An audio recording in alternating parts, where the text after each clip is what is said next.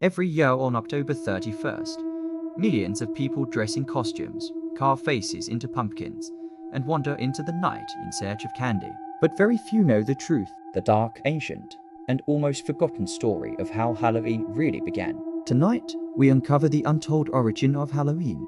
Long before Halloween, before the candy, the costumes, and the parties, there was a night feared by ancient people. A night called Samhain, pronounced Samhain, celebrated over 2,000 years ago by the Celtic tribes of Ireland and Scotland. To them, Samhain wasn't a festival, it was a warning. Because on this night, they believed the veil between the living and the dead grew thin.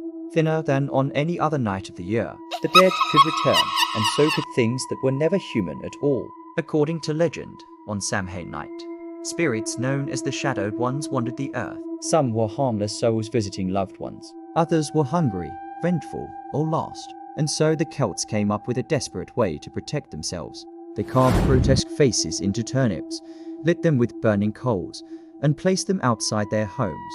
These were the first jack-o'-lanterns, designed not to look festive, but to terrify wandering spirits. They also wore animal skins and masks, disguising themselves so the dead would not recognize them. In a way, costumes were not for fun, they were for survival. As the night grew colder, entire villages gathered on hilltops. High priests known as druids lit enormous bonfires, sacred fires believed to keep evil entities away.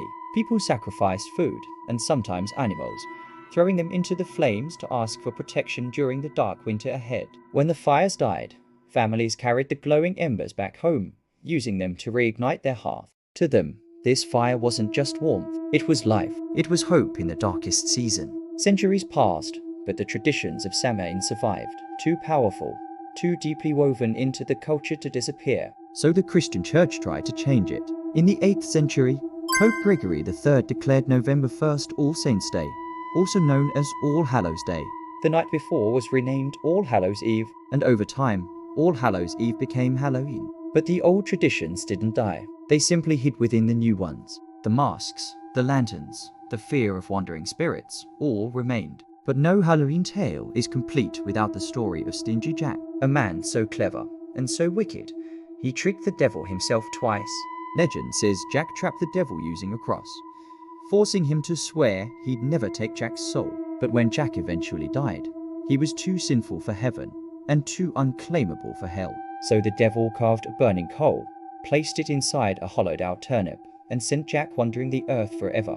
He became known as Jack of the Lantern, or today, Jack-o'-lantern. This is the reason pumpkins glow through the night. A reminder of Jack, still roaming, searching forever. As Irish immigrants came to America in the 1800s, they brought their traditions with them. But America had something the Celts didn't. Large, bright orange pumpkins, perfect for carving. Samhain transformed. The masks became costumes. The offerings for spirits became children knocking on doors asking for treats. But behind all the fun, behind the lights, the candy, and the decorations, the ancient belief still whispers on Halloween night. The dead walk, and the veil grows thin.